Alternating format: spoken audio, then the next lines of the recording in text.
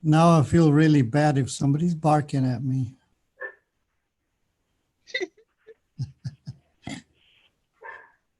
Your dog, Sujata? You can hear that. I'm sorry. I was hoping it wouldn't be so bad. He's trying to he wants me to let him in, and I'm. Oh, he's in. He's outside. That's too funny. He could come in with a mask. Tell him he could come in if he has his mask on. I was just trying to keep. I thought he would be quieter outside, but I guess you guys can still hear him. Okay. He's got his words in for now.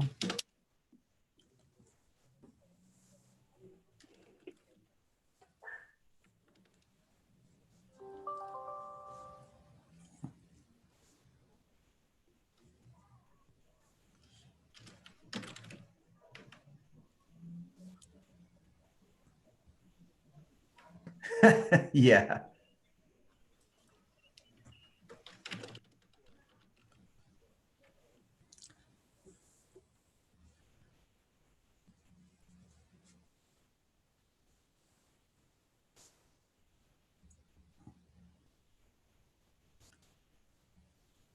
Can you hear me? Hi, Deepak. Yeah, okay. How are you doing, Deepak? Hey, Vikrant. Looking good. I was trying to figure out, I could see you, but I knew, I'm trying to say hi to everybody, but I knew there is something else I have to do to get it on Zoom. Looking this good, is the first Deepak. time for me. You're looking good, Deepak. Oh, thank you. You too. I don't think the virus got to you yet. It looks like. Oh, not yet. Let's stay safe. Oh, man. That's good. I'm trying to dodge it as much as I can. Exactly. But you're doing a great job, my friend. But you never know when you come in its way, man. You never know. This is something. This is scary stuff, my friend. Yes. Yeah. Never in my life have I seen such uncertain times. Yeah. Never ever. Exactly. Yeah. You just don't know. Yeah. What's going to happen with whom, even if you're doing your best. Yeah.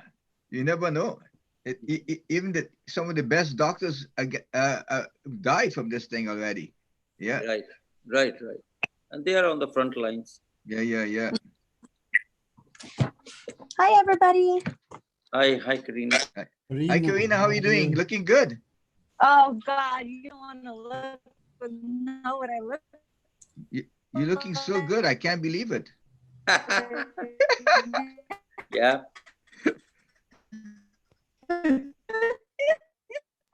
Thank you. You're working on as you guys know, I'm still working for PD, so I'm gonna, try to do some stuff on the computer as well. So. But you're doing a good job, yeah, Karina. how are you guys keeping up?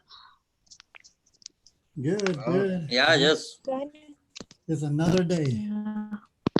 Yeah, it's tough times, but we're gonna get through it. Yeah. We'll get through it. Milpitas strong. Absolutely. Absolutely, sir. Absolutely. Yeah. Good afternoon, everyone. Yeah. Hi, Alex. Hi, that beautiful place. Good to see you all. Just a quick note here that Chris Norwood is on his way to his office. He's going to join us at about 2:08. That was his ETA. Okay. Yeah.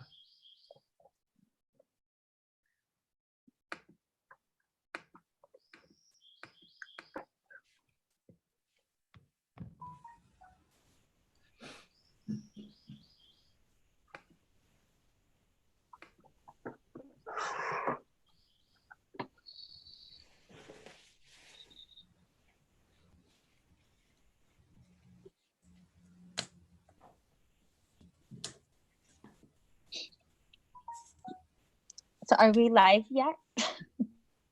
Alex? Well, Totally. It looks like there's a button that says we're live. Okay. Oh, yes, I see it. Okay, just making sure. I didn't know. Sorry. It's not live. I just prepping it. This is So it's not live to Facebook and YouTube yet until Oh, you, okay. You let me know then. I could go live now if you want, No, no, no. I was just asking. because I didn't know when the meeting's Yeah, gonna start. no worries. No rush on my end. So Alex, just let me know when we start the meeting, and I'll about 5 seconds after that, it'll be live. Okay. Sounds good. Yeah, I was just gonna say I feel Alex's pain right now. I'm working through a council directive from San Jose. I'm like, oh, I feel you, Alex.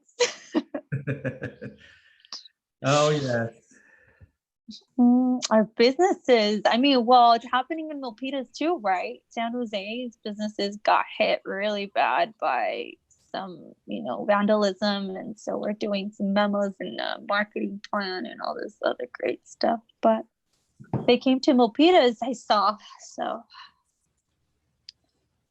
Okay. So it looks like I just got a message that we are live on YouTube at the moment. So all right. we're just waiting a few more minutes so that our commissioner by the name of Chris Norwood joins us, because he will be acting as our chair today. Chair Lynn Rice is not available. So if everybody can just wait for a few more minutes patiently, please.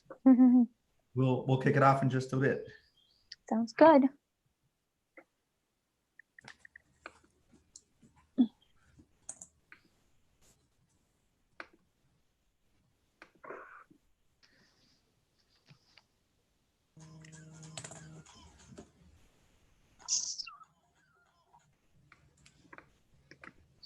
Yes.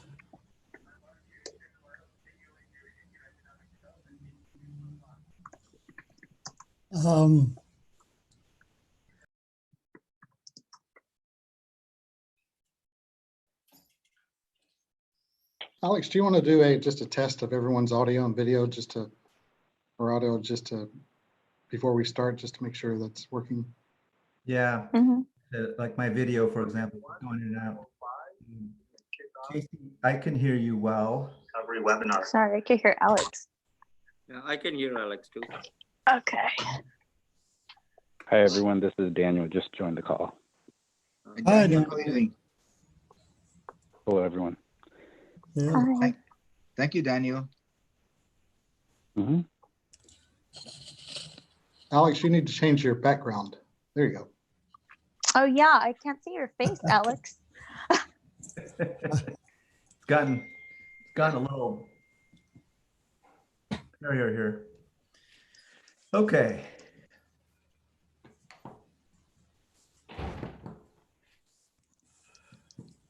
Okay, so then Commissioner San Vicente, can you hear me? Yeah, absolutely. Thank you. Commissioner Awathi? Yes, I can hear you.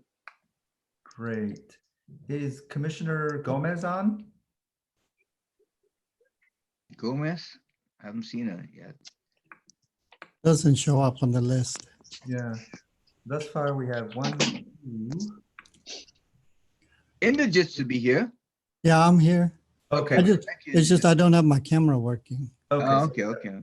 4 commissioners on. I do see, of course, I can hear Councilmember Dominguez, so that's great. Yes. I see Derek. Derek, can you hear me okay? Yes, I can hear you. Can you hear me? Yes. Okay, Sujata, I see you. Can you hear us? I can hear you. Yes, thank you. Great. And Evelyn? I can hear you. Can you hear me? Yes. Yeah. Okay. And we just heard Daniel. Looks good. I think we're waiting for our assistant city manager who may be on. I am on, Alex. Thank you. Great. Thank you, Shwini. Okay. So apologies, but Chris Norwood should be coming in shortly.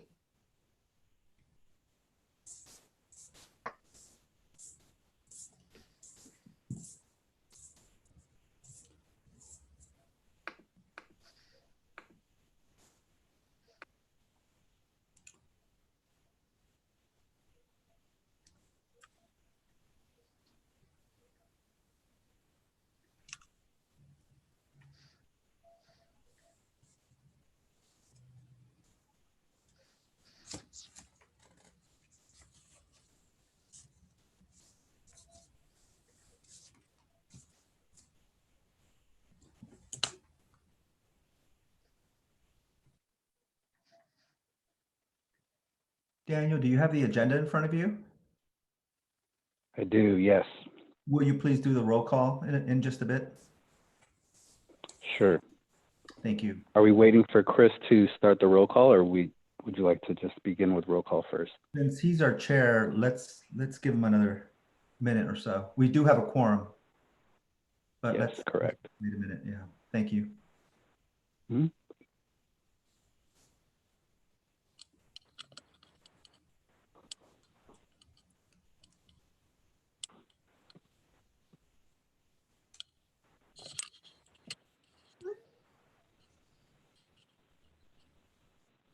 Daniel, one more thing related to the public comments. You have the password and is that all working? Yes, I just got the phone coordinating with Mike on that. So we have that all ready to go. Okay.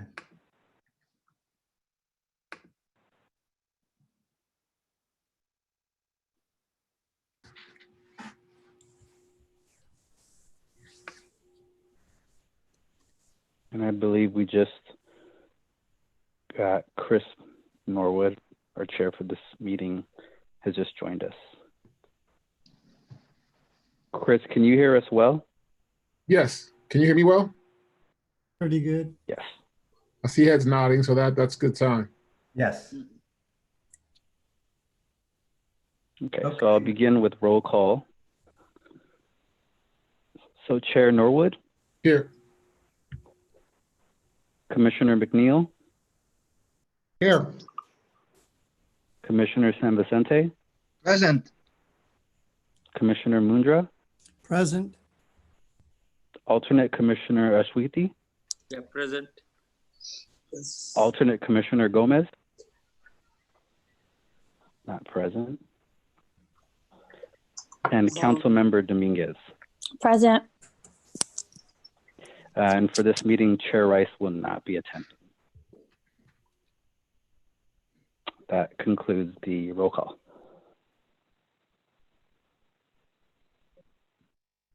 Daniel, you may have to assist with the agenda. Chair Norwood, I don't know if you have the agenda in front of you.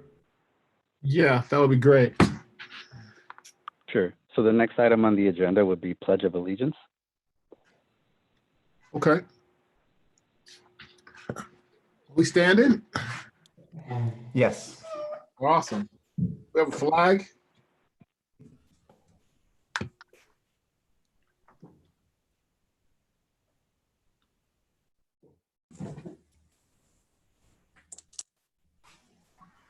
Daniel, do you want to lead it? I was gonna get a flag.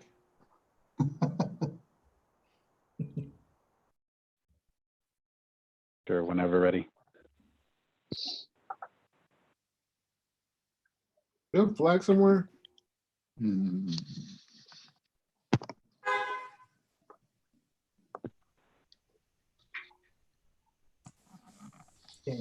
do you want to go ahead and lead the Pledge of Allegiance?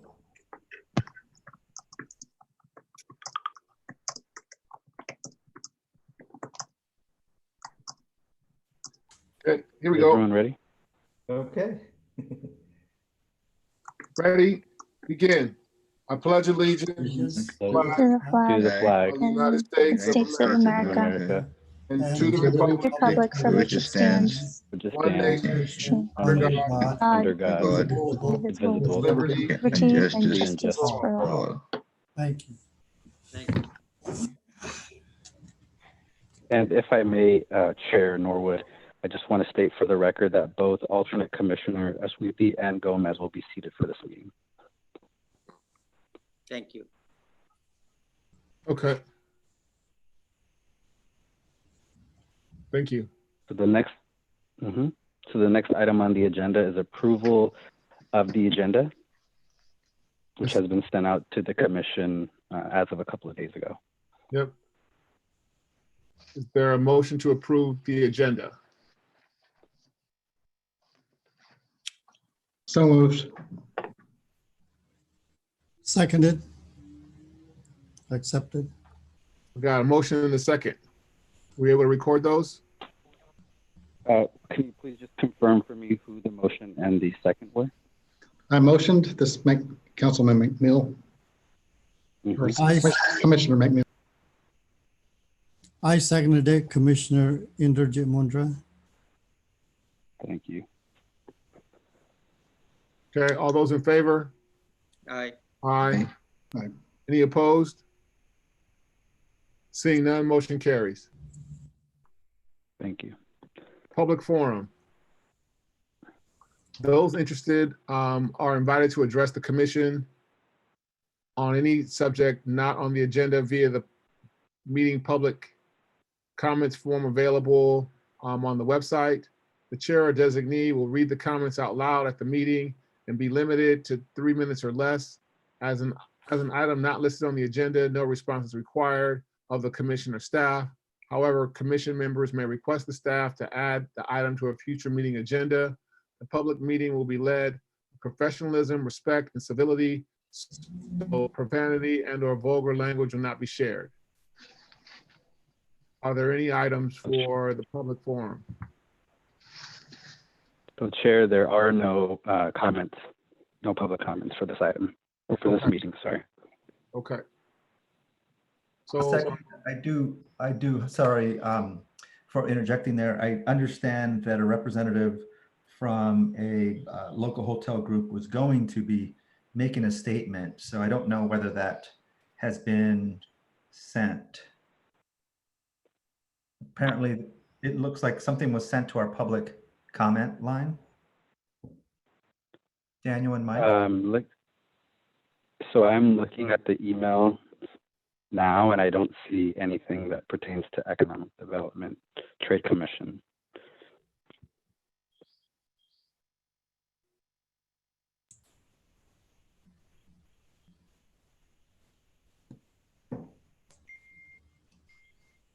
Do you know, Alex, when the email was sent? Well, it was apparently sent earlier through the comment box, but I think there may be an email coming in to my email box. If you can just give me a sec here.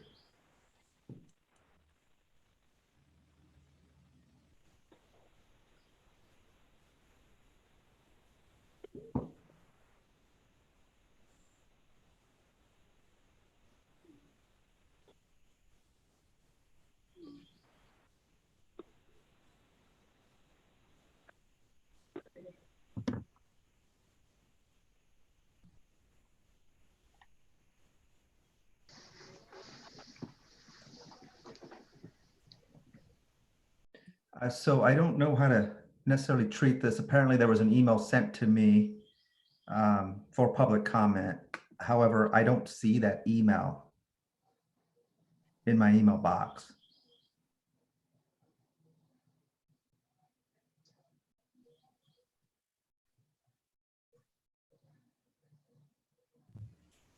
Daniel, can you check one more time, please? Sure. Alex, Yes. maybe we could proceed, and then if it does come in, we can read it out. Okay, sure. Yeah, I'm just confirming, Alex. I don't see anything at this moment in time right now. Okay, yeah, let's proceed then. Okay. So the next item, Chair, is item 7A, which is new business. Yep. The Economic Development Strategy adoption. Yep. I have the agenda up in front of me now. Thank you. Oh, perfect. So yep, item 7 on the 7A business items, economic development strategy option presentation from Alex Andrade and Daniel DeGue, Sujata. I'll murder that last name if I try to say it. Derek Braun and Evelyn St. Louis, consultant from Strategic Economics.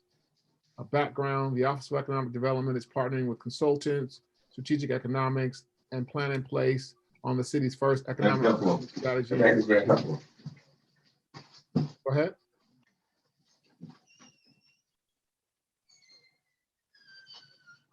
Should I continue? Yes, please do. The vision of the economic development strategy is to transform Milpitas into a Silicon Valley regional leader in economic development through attracting emerging technologies, retaining valuable industry sectors, preparing the local workforce for tomorrow's jobs, promoting new real estate development projects, and creating a sense of place while improving the quality of life for area residents, employees, and visitors.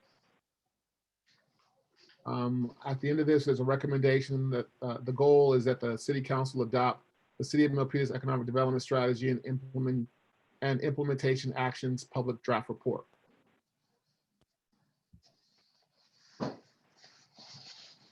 Chair Norwood, this is Alex Andrade. I just received an email for the public comment. Would the commission like to go back to that item? Yes. Okay, so going back to public comment, and Daniel, I don't know if you've received You have to anything make else. a motion to go back, or we're good? I think we probably should make a motion just to be fair. Yes. Okay. Yes. Is there a motion that we may return to public comment? So moved. We have a motion, and who's second? Aye. Victor. Okay. So we have a motion and a second. All those in favor? Aye. Aye. Any opposed? No. Hearing none. Okay, so for the record, I received an email from Dynamic City Capital, and it was written by Ryan Phelps, who is Chief Investment Officer of Dynamic City Capital. Came in on April 24th, and it is addressed to the Economic Development and Trade Commission. It says, esteemed commission members, on April 10, 2020, I sent an email addressed to council members Montano and Dominguez regarding the current status of DCC's development, which is the Element Hotel under construction, and the AC pre-construction located at Tasman and 880. The purpose of the email was to ask for the council's consideration to provide a transient occupancy tax rebate to both of their projects. The hospitality industry has been and continues to be one of the hardest hit segments in the economy, and we, along with the industry experts, anticipate the recovery to be slow. The purpose of the rebate for the Element would be to provide a much needed financial help to open the hotel this year. The next 3 to 5 years, we will need an added level of support from the city to ensure that the slow recovery will not negatively impact our investment to the point of losing it. The purpose of the rebate for the AC would be to move forward with the construction at all. Without this help from the city, DCC's disadvantage to start the construction of this hotel may be insurmountable. Certainly, we will not be able to start construction in the foreseeable future. With the development and opening of the developments, we expect to create approximately 135 new jobs. That's 75 jobs at the Element and 60 at the AC, of which about 85% will be full-time. Additionally, based on the anticipated rooms revenue at the developments, we expect TOT revenue to the city to reach approximately $4 million per year. Over a 15-year period, conservatively, the TOT revenue will reach approximately $60 million. As partners with the city, we're not looking to take away revenue from the city. We're looking for the right way to move forward with contributing future revenue and jobs to the city. Per the suggestion of Councilmember Montano, I've been working with city staff on how to discuss this topic with City Council. After my last call with staff, it was suggested that I communicate DCC's request to the commission. Sincerely, Ryan Phelps, Chief Investment Officer, Dynamic City Capital, LLC. That concludes the public comment message. Daniel, have any public comments come in? Alex, I'm having some technical difficulties, but I did refresh the page and I still don't see any emails. Okay. Public comment. I think we should then proceed and go back to the only topic at hand for this meeting then.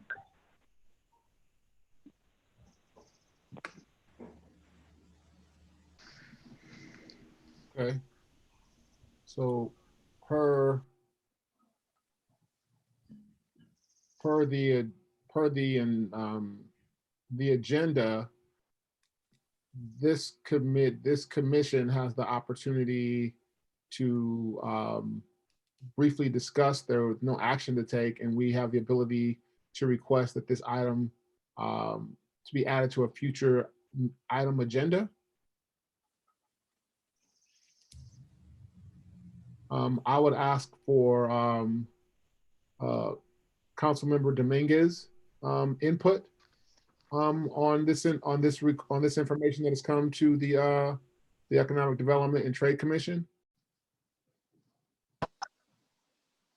Thank you so much, Chair. And so, as many of you guys know, we are experiencing a 360 on all of the work that you guys have been doing due to COVID-19. So I definitely first want to thank all of you for the work that you guys have been doing, because I think it's really, really important for you to understand that that information is still very, very valuable, regardless of what happens in the future, right? We're definitely going to have to shift gears. And so I've been in many, many meetings. And so, Chair, are you asking me for my foresight in how to direct it, this committee, or just overall, like what's happening in council with economic development? Well, if I'm referring to the public comment, because it appears that that this person is, or this organization is asking for the commission to make a recommendation to the council on a TOT tax rebate. I see what you're saying. Okay. So my advice at this time and my feedback would be, we are experiencing a very, very, we're going to be experiencing a very challenging times in Milpitas, and the TOT tax, the way that I see it, is revenue that is not the city's, because it's not within us yet, right? So with that stated, I do have my own, I'm one vote, and as a council member, I would be denying this request. And the reason for it is because we have, as many of you know, our TOT is one of the highest revenue sources for the city of Milpitas. We have not been receiving any TOT, and so that's affecting our budget. This is this hotel in particular is in construction, and so I don't want to set a precedent for future hotels who are in construction to also come to us in terms of this commission and ask for the same request. And so at this time, I would, again, as just one person, one member, that would be some of the comments that I would share with you on my perspective on this. I do believe that, you know, if the future changes, then maybe the conversation would change, but just at this time, I wouldn't feel comfortable moving forward with that request. I had a similar question. I think Chairperson Norwood, you asked really good questions because I had the same things. Alex, can you read the last statement of that email? Because apparently they were approached and were told to come and talk to this commission and make the request through the commission. And I thought they mentioned who told them to go through the commission, because that's probably who we need to speak with to understand how this originated. Sure, Commissioner McNeil. The last paragraph of the letter states, per the suggestion of Councilmember Montano, I have been working with city staff on how to discuss this topic with city council. After my last call with staff, it was suggested that I communicate DCC's request to the commission. Okay, so they got with their staff or they're talking about city staff. Well, city staff, yeah, and that's usually how it would go. If there is a request, the council is all directing it back if there is an existing either subcommittee or a commission, because we definitely want to get your input, right? And so I'm looking forward to hearing your input as well.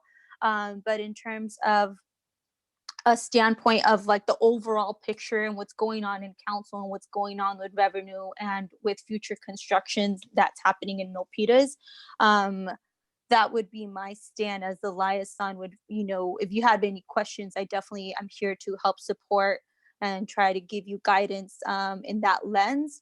but I do believe that the question came to this committee because, commission, I'm sorry, because we want to give you the opportunity to know, that's one of the opportunities for public forum. And so that fits into this commission. And so that's why it came to us. Thank you. Thank you, Council. Thank you very much, Commissioner. Dominguez. I have a comment on in the latter part of the email. It mentions all these numbers. Are we going to put some meaning behind that and put a model to it so that we can use it for other businesses?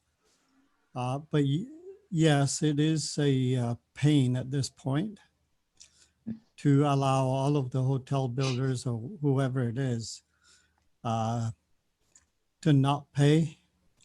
But is that really going to build our future in Milpitas?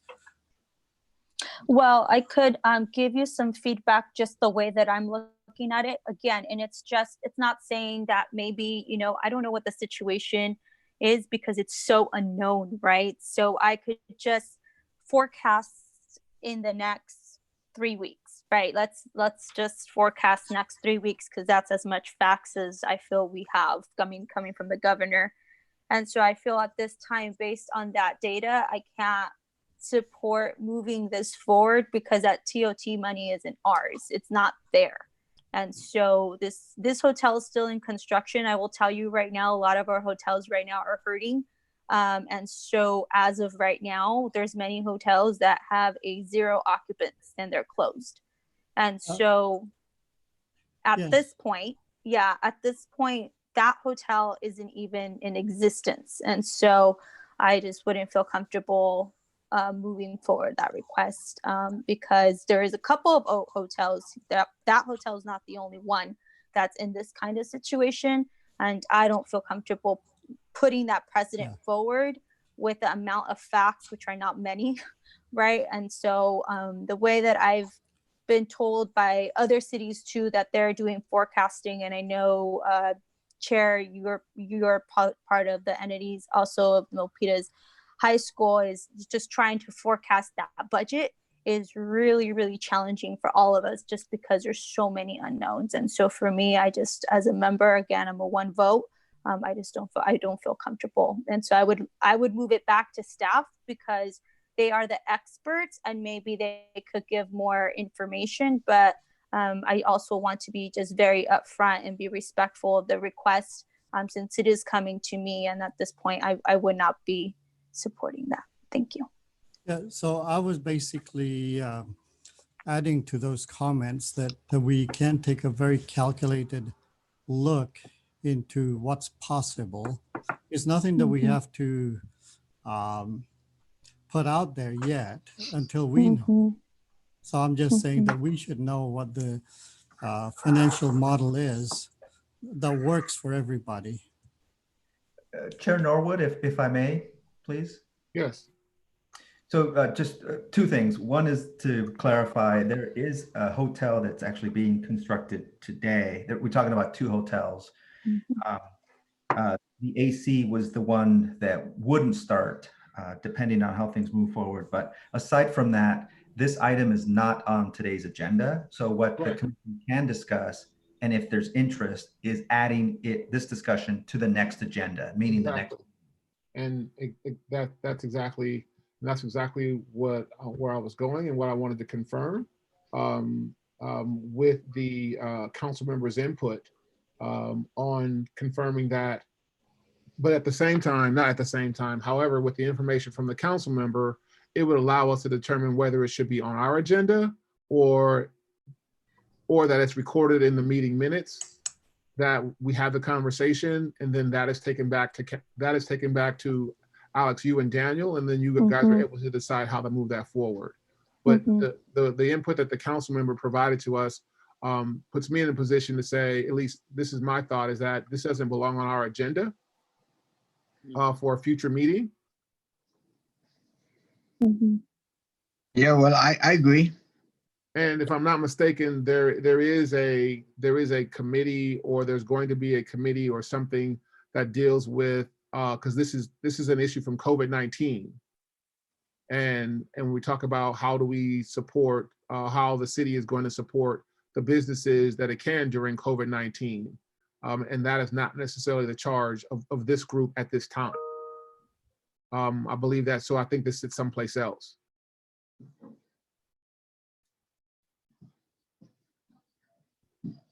I agree. I agree. Excellent. So with that said, because we did give that a little bit of time, so thank you, Councilmember Dominguez and everyone for their input. But we're going to move back to item 7. Thank you. And the opportunity for the presenters to begin. Thank you very much again, Chair and EDTC members. For the record, my name is Alex Andrade. I am the Director of Economic Development. We're joined today by Ashwini Kantak. She is our Assistant City Manager, and I wanted to make sure that you know that she's on the line. She's leading the city's community identification and brand study, which is a really important component to the work that we're going to be discussing today in our economic development strategy. In many ways, we are the brand influencers of the city, so she will be assisting when we get to the slides. We're also joined by members of the economic development team, and that includes Daniel Daegu and Margaret Tamasia. Behind the scenes, helping with the Zoom meeting, is the team of Rochelle Curry and Mike Liu, our IT director. So just to remind everyone that today's discussion is going to revolve around the draft economic development study, or strategy rather, and implementation actions. And so we're joined by our consultant team, Strategic Economics, which includes Sujata Srivastava, Derek Braun, and Evelyn St. Louis. So I'm just going to kick off the discussion, and then Sujata will walk you through the EDTC and community members through the goals of the economic development strategy, information learned through the community and stakeholder outreach, industry data analysis, and the 7 topic areas that make up the strategies. Mike, if I may, do you have the PowerPoint, and can you display it, please?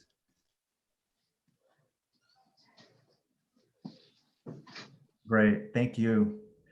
So as I was saying, the economic development strategy has been a long time coming. We're obviously very excited about sharing this draft with you. It's been about 15 years since the city has updated its economic development strategy. So we recognize that since then, the world has changed, and certainly during the Great Recession of 2008, 2009, we know that Silicon Valley led the nation out of the Great Recession, and it's done an amazing job since then. But the reality today is that the world has changed even more dramatically again due to COVID-19.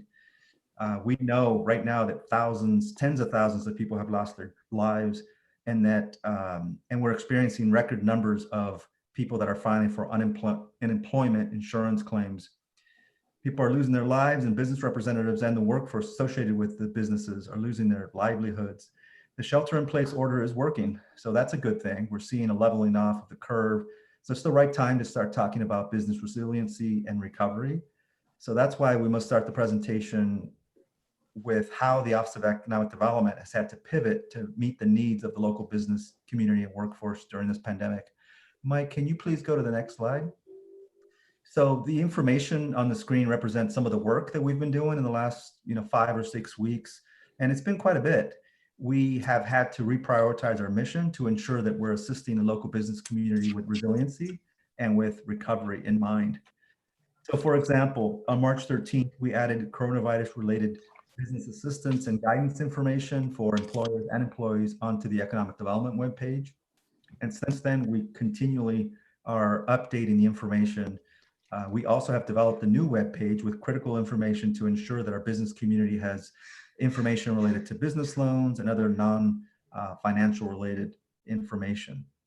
At the March 17th City Council meeting, our council established the Economic Development Council Subcommittee to focus on exploring small business loans and other relief programs that also include non-financial in nature.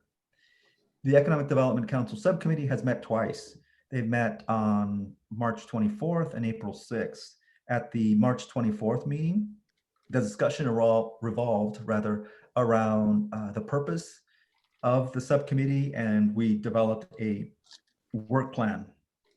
At the meeting that took place on April 6th, that included changing the name to Small Business Assistance Subcommittee, and the subcommittee also agreed that they would recommend to the full council that they approve a $200,000 small business loan program. And just a couple of days ago, at the April 21st City Council meeting, Council did approve the name change. So again, the new name of the committee is Small Business Assistance Subcommittee. And they did direct staff to develop a small business loan program with $250,000. Staff is having discussions right now with the Silicon Valley Community Foundation and Opportunity Fund to potentially operate both as the fiscal agent and administrator respectively. Just to be clear though, the small business loan program has not been approved by council, and the next step is to return to council under a special meeting to consider the program and perhaps approve it then.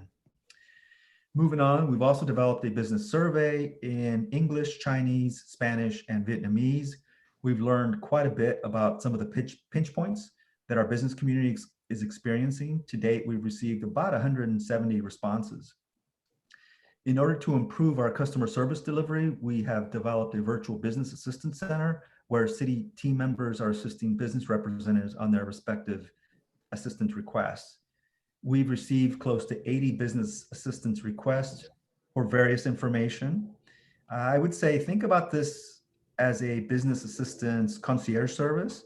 So we're now being proactive and we're reaching back out to those 80 businesses, as well as over 250 people that either participated in the webinar that we hosted last week or completed the business survey.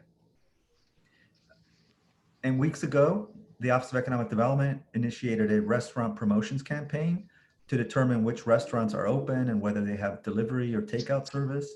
Our website illustrates this information so that we can help our restaurants in a shop local campaign. And what I like about this is that it represents a good partnership with the Chamber of Commerce and the Lions Club as they assisted in reaching out to over 225 restaurants. We've also reached out to our local grocery stores to ensure that social distancing practices are in place and they are keeping the shopping carts clean. On April 16th, we hosted a business resiliency and recovery webinar. It included speakers and co-hosts like Dennis King from the Silicon Valley Small Business Development Center, Michael Cossio and Ed Brugman of the Small Business Development Corporation of Orange County, as well as Warren Wettenstein, the president of the Milpitas Chamber of Commerce, and Superintendent Cheryl Jordan of the Milpitas Unified School District. It was pretty successful, and we had approximately 130 people participate. We've heard some positive comments from various business owners in the past week. We've been communicating with our business community through constant contact messages, of which we've distributed 8 to date. And the messages kind of run the gamut from business loans to, again, non-financial information, information for employers, information for employees. So you can find that on our website. We also have been participating on weekly calls with BOM, which is Bay Area Urban Manufacturing, to ensure that we're better understanding the needs of our tech and advanced manufacturing industries. As a reminder, approximately 30% of our businesses fall into these two categories.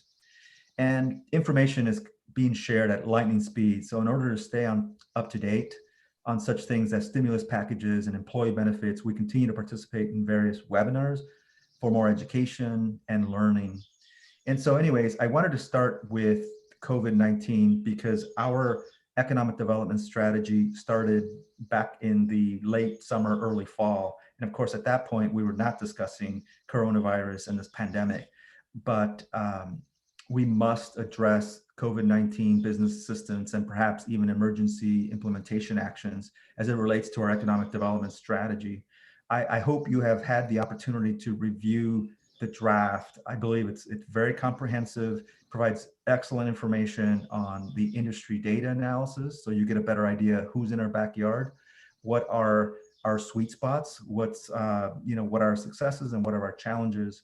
And so with that, I'm now going to send it over to Sujata. Actually, no, that is not correct. I'm actually going to go to one more quick slide before we get to Sujata. So why have an economic development strategy? Well, our city council has a priority related to economic development and job growth. It's one of the 7 economic or 7 council priorities.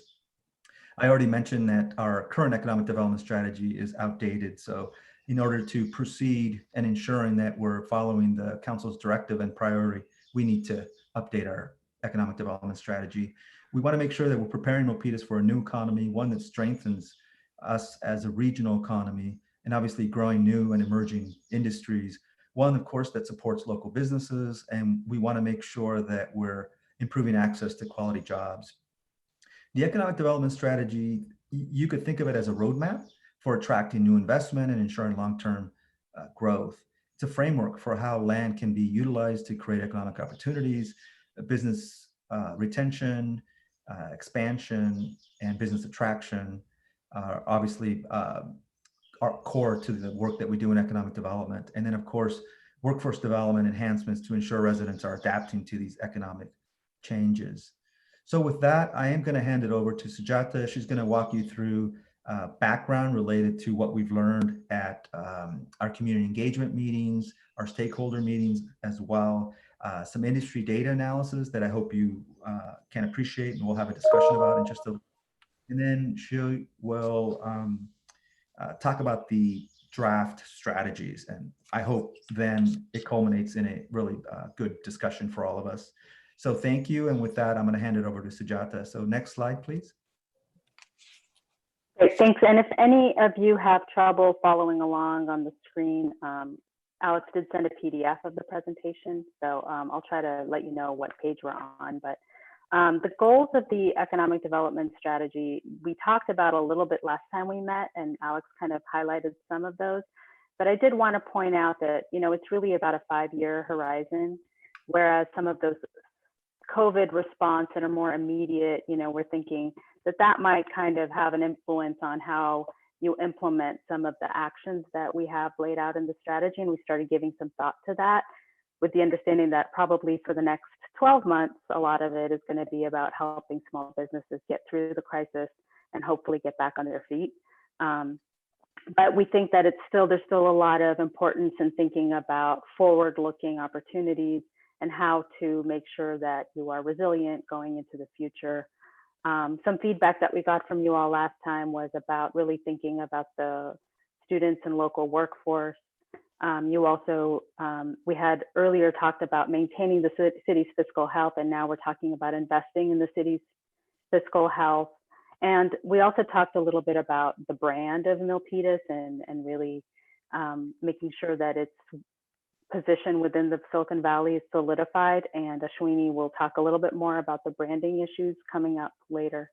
I'm going to walk you through some of the data analysis, and then maybe we can pause at that point and take some questions before we move into the strategies. Alex, does that sound right to you? Sujata, that's perfect. Yes, please proceed. Okay, so next slide. I wanted to talk to you guys a little bit about the community outreach. We had a city council meeting late last year to talk about some of the data that we'll be providing you today. And we had our first meeting with you all last year too. And then we've also had a community workshop and an online survey where we got some responses. And we met with some stakeholders, which were a wide variety of different kinds of groups. The groups that you see on the slide also helped us make sure that people were coming out to the workshop and participating in the online survey. So we're very thankful for their participation in the project. Next slide. So some of the highlights of what we've heard, I just wanted to kind of touch on from the interviews and kind of the qualitative research, which was that, you know, Milpitas has many strengths, and then there are some challenges too. And you'll see in the implementation actions, we're really trying to figure out how to play up the strengths and address some of the challenges. In terms of the city government and kind of the leadership, there was a lot of positive feedback about all the planning efforts that are underway and all the things that the new leadership is taking care of. But there were some challenges, particularly with the permitting process. People felt that needed improvement, and really just the engagement with the business community on that. On commercial spaces, we heard that one of the biggest advantages is that Milpitas is, you know, lower cost place compared to some of its neighbors. and that there's a lot of inventory of uses for different kinds of companies. But at the same time, the fact that it is lower cost has also made it difficult to attract new development because the rents don't really justify it right now for office space. So some of our strategies are really about trying to address that issue. We heard that there's a great diversity of restaurants and retail, but that there's some places within the city don't really have sufficient amenities. And there are certain kinds of entertainment uses and gathering spaces that are lacking. Some of the placemaking is sort of lacking. And then on the location and transportation, you know, there was a lot of consensus that there's a lot of advantages to where Milpitas is located and the proximity to the airport. The fact that BART is coming soon is a huge opportunity. But then there are these last mile transportation challenges and making sure that the transit center area is more positioned to get future investment. Next slide. I think many of you have already observed this in our past meeting and are well aware of this, but most of the people who live in Milpitas do not work in Milpitas. Only about 12% of residents actually work in Milpitas. Those arrows show that every day, as of, you know, again, this is as of 2019, or actually 2017 data, about 47,000 people come into Milpitas for work, and about 33,000 people leave Milpitas to go to work, and about 4,000 people live and work in Milpitas. There are about 51 to 53,000 jobs, depending on what data source you're looking at. And of course, you know, this is also data from a little while ago, so it may look different today. Next slide. So one of the things that we wanted to understand was kind of the demographic composition and where the workforce is that the region is really drawing from. So you can see in this map, it's really showing you the density of people who have a master's degree or greater. And while there are many of them in Milpitas, the highest concentrations of that are actually located in San Francisco and the Peninsula. And Milpitas has a great proportion of that as well, but it's sort of at the edge of that region, you know, at the gateway of the East Bay and the Silicon Valley. And that has been something that's kind of an opportunity in many ways, that you're located to where there are all these concentrations of talent, and that you can access middle skill and high skilled labor. Kind of has a lot to do with what we're hearing about from employers about why they like being in Milpitas, that they can kind of get a mix of different kinds of workers. Next slide. In terms of the types of occupations that are in Milpitas, now again, this is looking at the jobs that are in Milpitas, not necessarily the people who live in Milpitas. You can see that diversity in the types of occupations. So you have software developers as well as retail clerks. You have engineers, and you also have assemblers. So it's really an interesting mix of different kinds of workers. Next slide. On the development side, our data showed, this is actually looking at the historical inventory of commercial spaces by different types. So what we're looking at here are R&D, office, manufacturing, and warehouse distribution. And we've kind of plotted out, on the x-axis you can see the year, on the y-axis you can see the square footage in millions.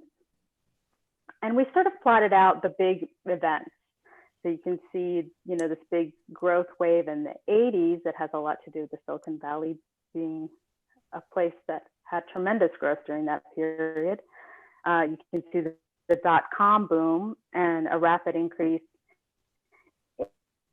in office space, but also R&D space, which is that turquoise line, so the blue and the turquoise lines, and also warehouse distribution to some extent during that late 90s period. But since the dot-com boost, there's been a flattening for all of these different kinds of commercial development types in the city, with the exception of a little bit of warehouse and distribution in the last couple of years. So while the city has a lot of inventory of these things, there's been a relative small amount of development in the last 20 years. Next slide. Milpitas has a really special niche when you look at the employment data and the types of companies that are here. So, you know, if you think about tech as being kind of along a continuum and R&D with very early concepts to prototyping and then bringing things to scale and starting to build things at a much larger volume. Milpitas' niche is really in that prototyping and in the advanced manufacturing phases of a company's life.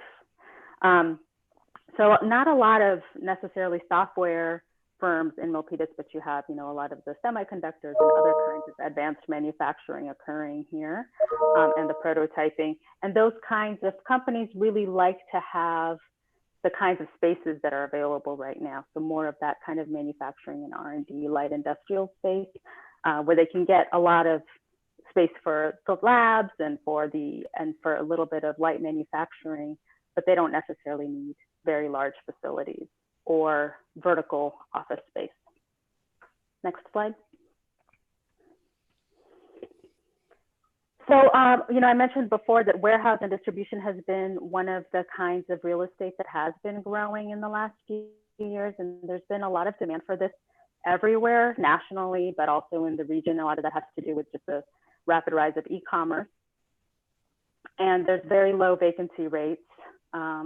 There's a lot of demand for space, but you know, there are some drawbacks to this kind of use in the sense that it has a lot of impact on transportation congestion, doesn't always generate a lot of high volume jobs or jobs that are necessarily requiring high skilled labor. But in terms of a real estate market, there's a lot of strength there.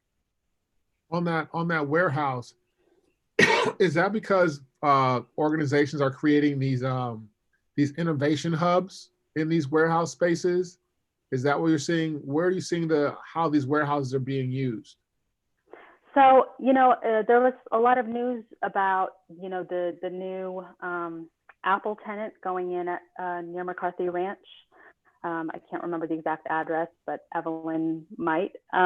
And there was a lot of excitement about that being a tenant there, but what they're actually doing is storing equipment there. So a lot of what's happening is because Milpitas has that inventory of lower cost space, it can be a good place for, and it's sort of central, can be a good place, kind of an intermediate place for storage and for distribution of different kinds of goods.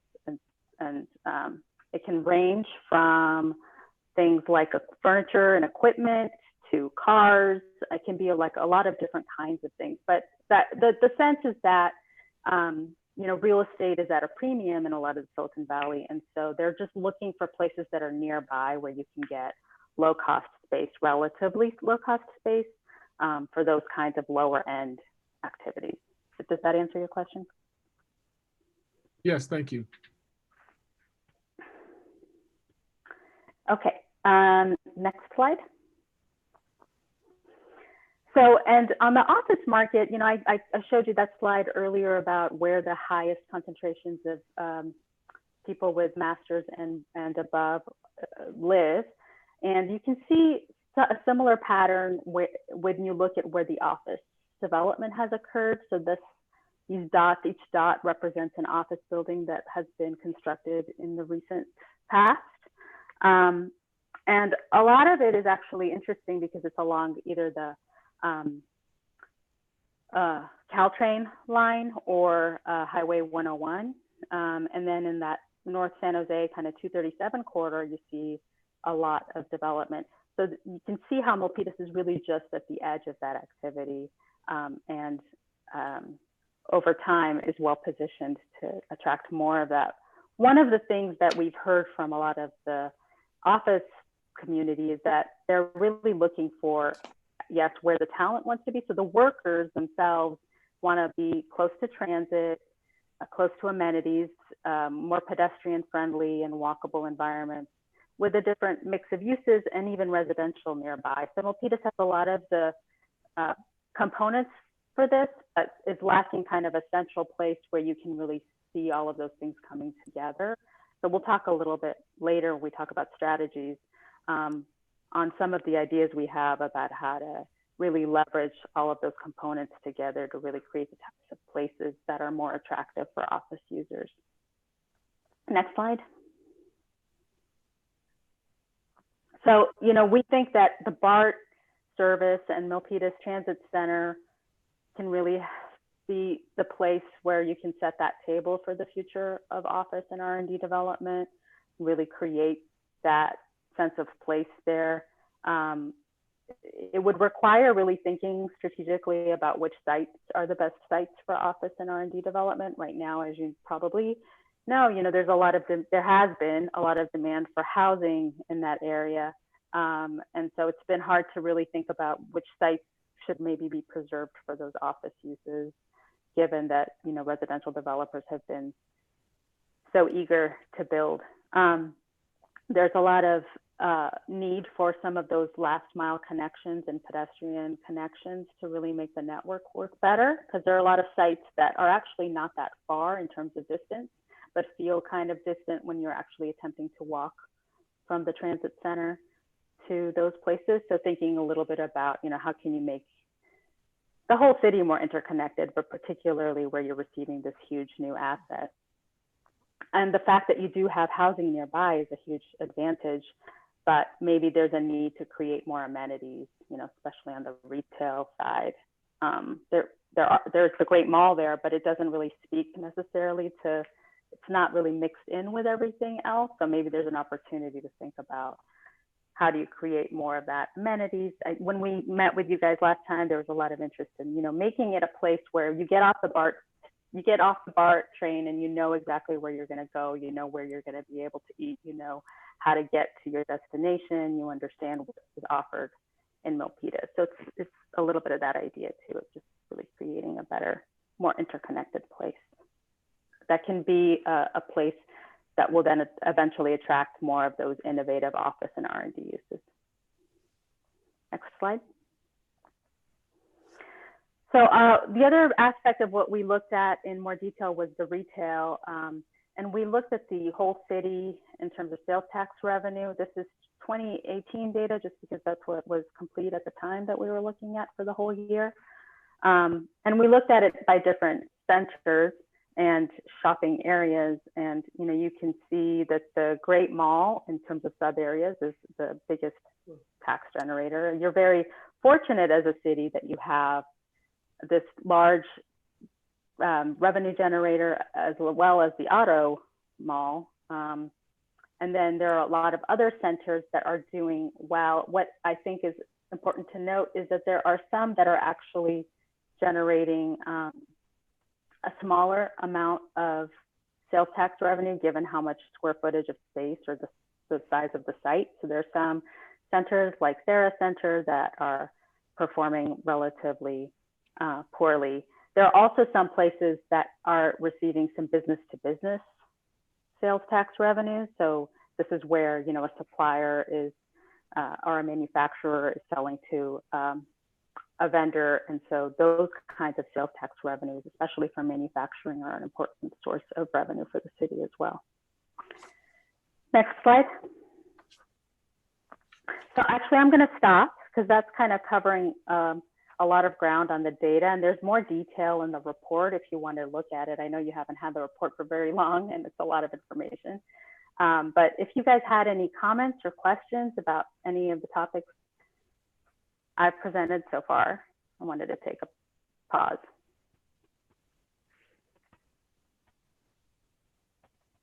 Well, I'll start. Thank you for capturing the, from the earlier sessions that we've had, thank you for capturing all of the components that make up Milpitas in terms of where the opportunities lie, what businesses that we have, where the possibilities, getting a better understanding of what the education level is in our region, the potential of what BART will help facilitate, and how we have to address that last mile, and then the addition or the inclusion of workforce development and education. The thing that constantly sticks out to me is the fact that the number of people that come into the city versus the number of the people that we have in the city, and how we can increase the number of local employees, which will also improve our economy, improve our air quality, do a number of other things for us as well, and ensuring how we get that done. So I just appreciate how far this has come since we had the last meeting. I can't remember exactly what that was. So thank you for your effort. Thank you. That was a very complete presentation. Thank you. Okay, well, there's more coming, so I'll try to keep it moving. But we wanted to highlight the strategies themselves, and then we can hopefully have a discussion about what your reactions are to what we're recommending. But we have these specific topics that as the chair noted, are really based on the research and where we thought the opportunities were. So they are tech and advanced manufacturing, light industrial, manufacturing and warehouse distribution spaces, retail and restaurants, small businesses, including entrepreneurship, and thinking about how to make sure that we are preventing displacement. I think this topic, has a lot of resonance right now in the current environment, but even post COVID, we think that there are a lot of strategies the city can be putting into place to help support small businesses. We have innovation district and real estate development, which includes a lot of the placemaking aspects that I already touched on, the city marketing and processes, and workforce development and education. There's no order, there's no hierarchy with the way these strategies are developed. We think all of them are extremely important. Next slide. I do have a question before we go on. So sure. When we started out this conversation, it was mostly talking about the COVID-19. And when we get into strategy, it's our long-term, not taking into account COVID-19. So as far as what we're trying to do with this portion, are we actually trying to combine both into a strategy, short-term with COVID-19 and then long-term with the what you're presenting here? Alex, did you want to take this, or I can answer from the way that we've been discussing it? Yeah, just let me quickly say, please, that Commissioner McNeil, as we started the conversation, we had to address COVID-19. We recognize that there are many small businesses that are needing a lifeline, as well as our employers that are applying for unemployment. So because this process started many, many months ago, pre-COVID-19, what we're intending to do is to proceed with the draft economic development strategy and implementation actions. But when we get to council, they would receive a COVID-19 cover letter. That would be a complement to the overall economic development strategy, and can perhaps, depending on what happens here and depending on what types of discussions council wants to have on May 5th, that there might be emergency implementation actions that are implemented as well. With that, I'll hand it back to Sujata to give more detail. Yeah, so I think that's a really great question, and it's something that, as this is evolving, we're all trying to figure it out. Certainly, there's a tremendous there are a lot of fiscal implications in terms of what can actually be implemented when.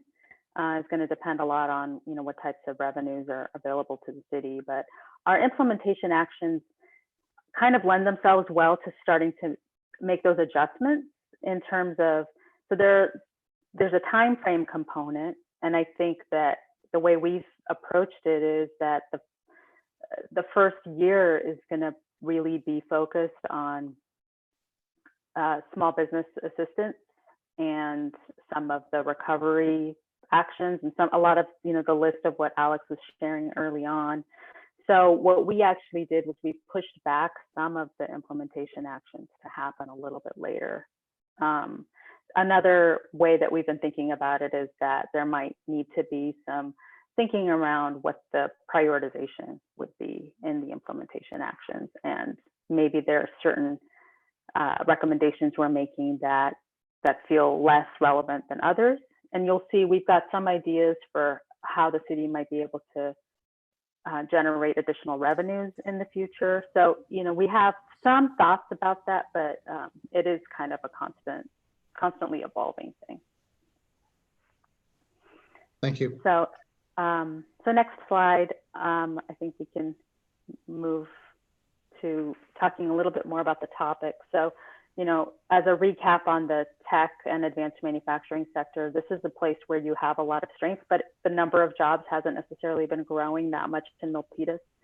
And there are a lot of vacancies in the existing R&D and office spaces. There's some couple of those large campuses, including the places that were formerly occupied by Cisco that have not yet been fully leased up. So we have a lot of strategies here that are around really thinking about having more formal convenings of the industry groups in these sectors to try to understand what the needs are.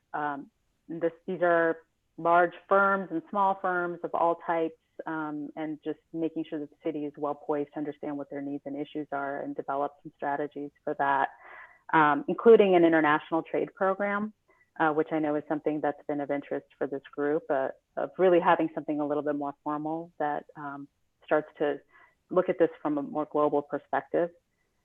I talked a little earlier about preserving sites for these types of uses. So I think one of the challenges has always been how to balance, Milpitas is a really diverse community with a lot of different kinds of land uses and businesses. But if you don't really protect some of these areas for industrial and manufacturing uses, it's easy for other types of development to kind of take over. So we think it might be important to start thinking a little bit more proactively about what kinds of sites you'd want to preserve. And also an opportunity to think about diversifying. So a lot of the types of R&D uses that are in Milpitas right now are in a very specialized sector. And maybe there are opportunities to think more about other types of companies and maybe life sciences, clean tech, software industries. And finally, taking a more proactive role in marketing and promoting those vacant spaces with the real estate community. Next slide. So related to that, we think that while there's a lot of demand for the warehouse distribution spaces, there is a greater economic and fiscal benefit, frankly, to some of these other types of industrial uses. So we would recommend, right now in a lot of cities, there's a lot of flexibility in how you think about industrial space. So maybe updating the zoning code to be a little bit more explicit about prioritizing certain types of light industrial and manufacturing over warehouse and distribution, not because warehouse and distribution isn't important also to the community, but just because if you don't have some sort of a hierarchy, it's easy to lose the opportunity to attract those types of uses. And then where there are opportunities to redevelop older warehouses in certain areas to tech office and R&D uses, or even some of the storage types of kind of lower value industrial spaces.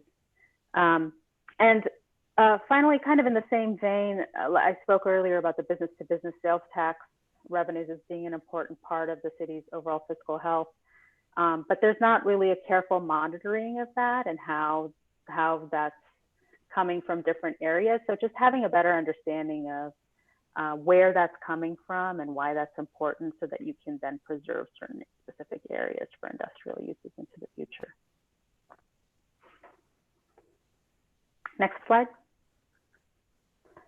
So for retail and restaurants, you have a great diversity of these types of uses, which is great. I think it helps to really solidify Milpitas's international identity. There's just every type of cuisine from every corner of the globe. It's also a big fiscal generator, as we mentioned before, but there are some centers like Sarah Center that are underperforming. And then there are some employment areas that don't really have a lot of places you can walk to for lunch. So, we'd like to think about how you could help promote some of the shopping centers, both large and small, working with the business organizations and the chamber maybe going back to the storefront facade improvement grants. So this is one place where this is really going to be contingent on when the resources are available. We don't see this as necessarily being something in the immediate horizon, just due to the funding challenges. Working with the property owners of the declining centers and maybe starting to work on some sort of a planning effort that incorporates the Sarah Center, because it's such an important gateway to the city. And encouraging more retail, restaurants, and services, especially near those office spaces and manufacturing areas. Next slide. For small businesses, they're about 1/3 of all the jobs in Milpitas, but about 3/4 of all the businesses. So a lot of them we know are going to need some very specific technical and financial assistance within the next couple of years. And I think the city's been doing a great job of already starting to put some of these strategies into practice with the partnerships that they've developed with the Small Business Development Center and other funders to provide technical assistance. Where there are areas that are going through redevelopment, so maybe there is an older center that's going to be redeveloped into an apartment mixed-use building, really supporting those businesses to be able to find other spaces, and requiring in some cases that the new development project will either relocate, fund the relocation or find spaces for those smaller businesses. So really having a proactive approach so that small businesses that might be vulnerable can still stay in the community. A lot of our strategies are in partnership with the chamber and with other business organizations. And we also think there's a lot of stuff the city can be doing internally to expedite the permitting and inspections processes, especially for a small business. It can be really difficult to navigate through all that, and it can be costly. So to the extent that the city can really look at those practices and try to improve them, that would make a big difference. Next slide. I spoke a little bit about this, so I'll just be brief, but the idea is to really think about the creation of a mixed use and innovations district near the new BART station. It doesn't necessarily have to be right within the task, but hopefully within close proximity of the transit, where you would have some sites that you've identified for office and R&D development, with some nearby services and amenities that can really attract those types of office users. We also think there are opportunities to expand connectivity of broadband and 5G service, especially in areas that are underserved or in areas where you want to see more innovation businesses. And we also have some ideas here about trying to establish the Midtown area, the Main Street area, as more of a community destination. People have sort of said they'd like to see more gathering spaces within Milpitas, and we think that there's a lot to work with there. And there were some ideas about trying to pilot something there that's more of a pop-up kind of concept, where you could have, when we are allowed to gather again, where you could have some events there and really start to activate those spaces.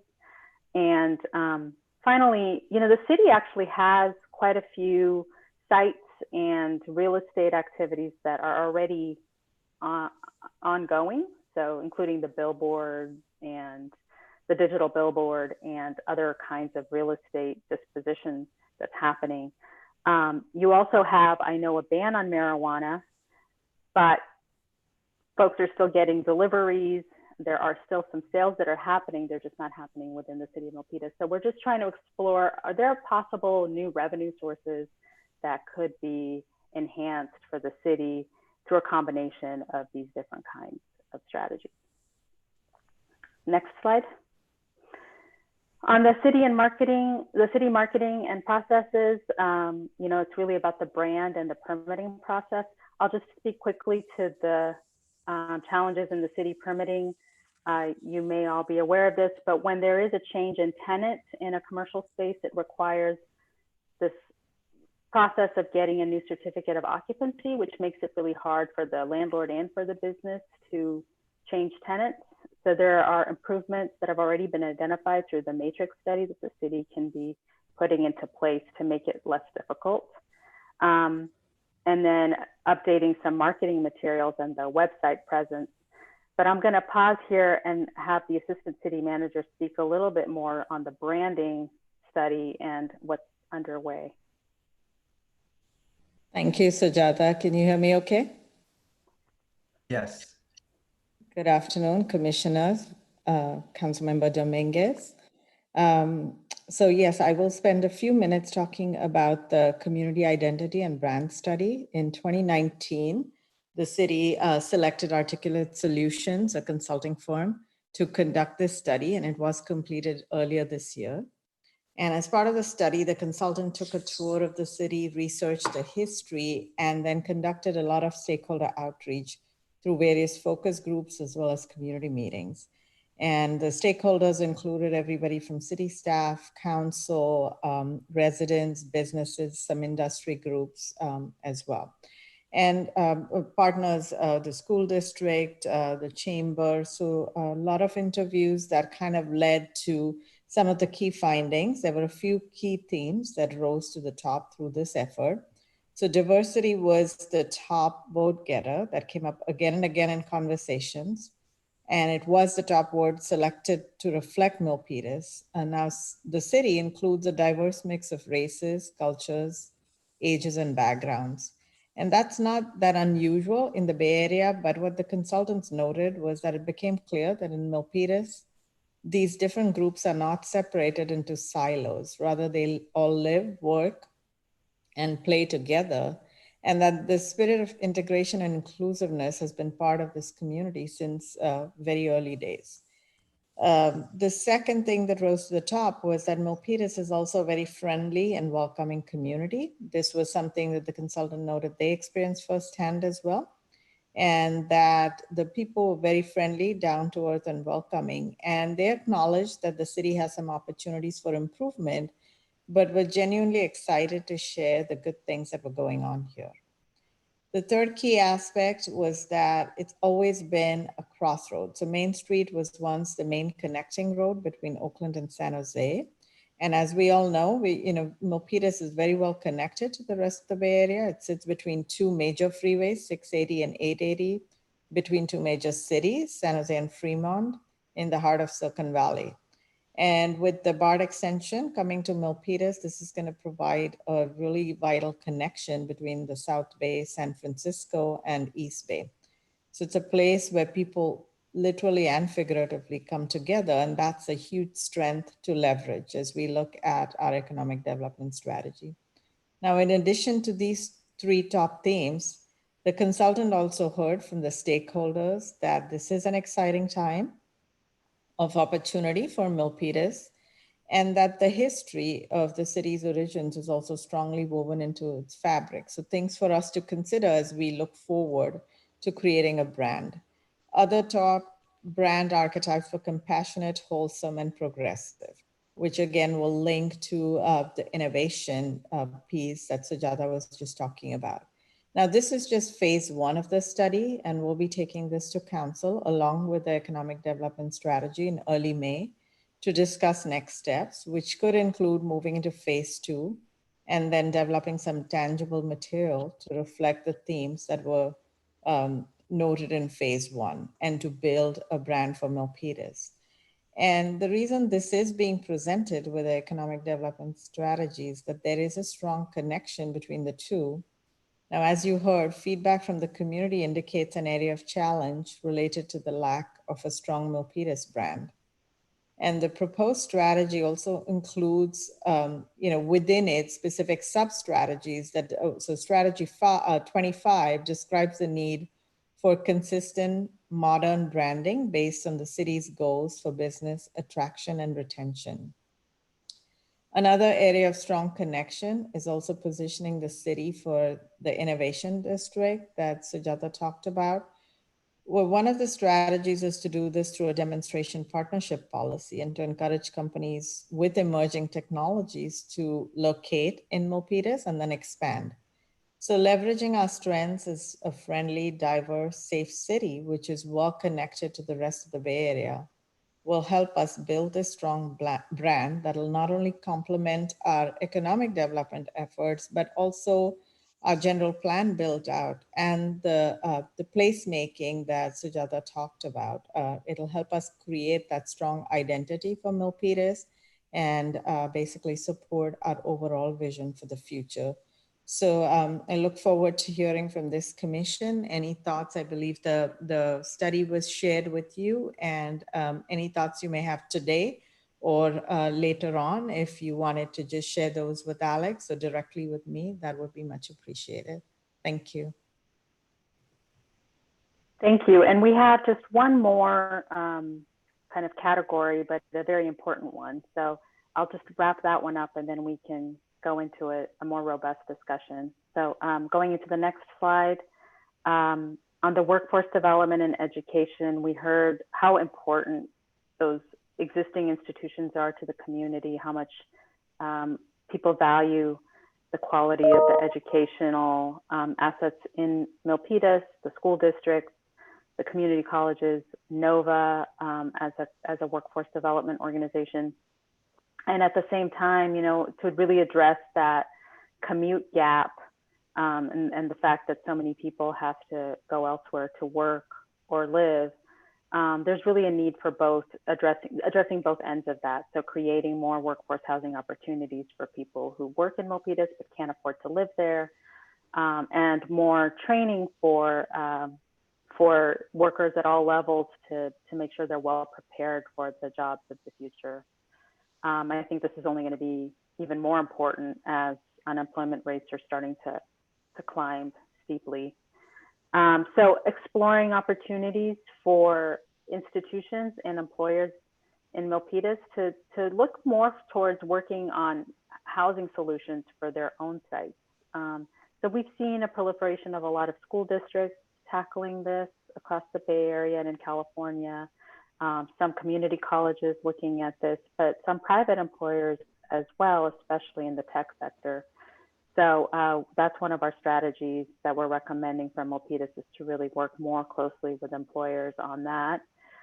Establishing a regular education and workforce development working group. We had a focus group meeting with these folks, and there was so much enthusiasm and excitement about really being able to share ideas together. So we think that that should become a regular convening, and continuing to collaborate with the MUSC board, staff, leadership, other institutions to connect students who may not be aware of all the opportunities and mentorship and apprenticeships that are available with businesses in the city.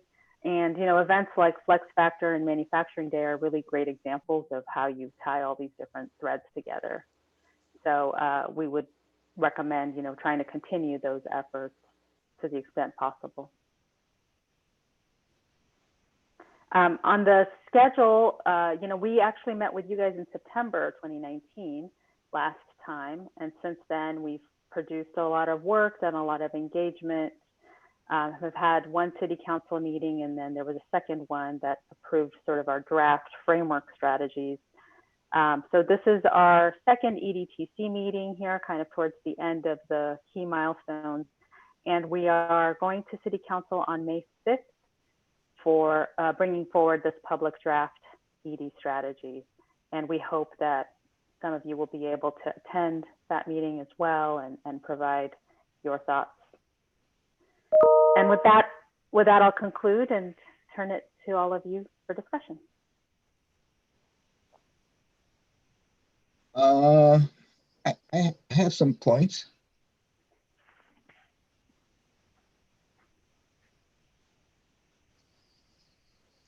Okay, Victor? Yeah. I think right now we have this pandemic, and part of the plan to open the economy of the United States depends on each state, from what I understand, right? And each state will have their own plan to open the economy. And each region within each state will have their own plan. Like Fresno will not have the same plan as Milpitas, right? Is that proper? I mean, would Fresno have the same plan to open Fresno as Milpitas will have their own plan? No, obviously not. And so every city has to have their own data because it says it's data driven. So this is according to the experts. They said it's going to be data driven and you have to flatten our curve. So what data do we have to know that Milpitas is actually flattening our curve? That means how many people had the COVID virus? How many people have recovered? How many persons have passed away from the virus? And how many persons have been tested? Those are some of the critical, it's not the only criteria, but some of the critical criteria to know whether we could open Milpitas for business and how gradually we open. So I want to know if somebody's keeping track of this criteria, because this is vital to opening an economy. So this is just part of it. And we'd like to know if you have any stats on this, on a Milpitas curve right now? Thank you. We're going to have our Assistant City Manager, Ashwini Kantak, respond. Mm-hmm. Yes, thank you. Thank you for the question, Commissioner. So I'll respond in a few ways. There's obviously a lot of uncertainty still. We do have some data points from the county. The county is our public health, kind of official. The county, Dr. Sarah Cody, is the public health officer, and we get our data about the number of cases, deaths, all of that information from the county. We are not really privy to the information unless the county releases it. So at this point, as of yesterday, there were 66 cases in Milpitas. We do not have information about the number of deaths in Milpitas. And then the curve itself is really because the county wasn't releasing data, city-specific data, until very recently. It's hard to kind of look at the shape of the curve for the city. But we are keeping track of the curve in the county. And yes, the number of cases are going down. However, we are on county calls with the county twice a week.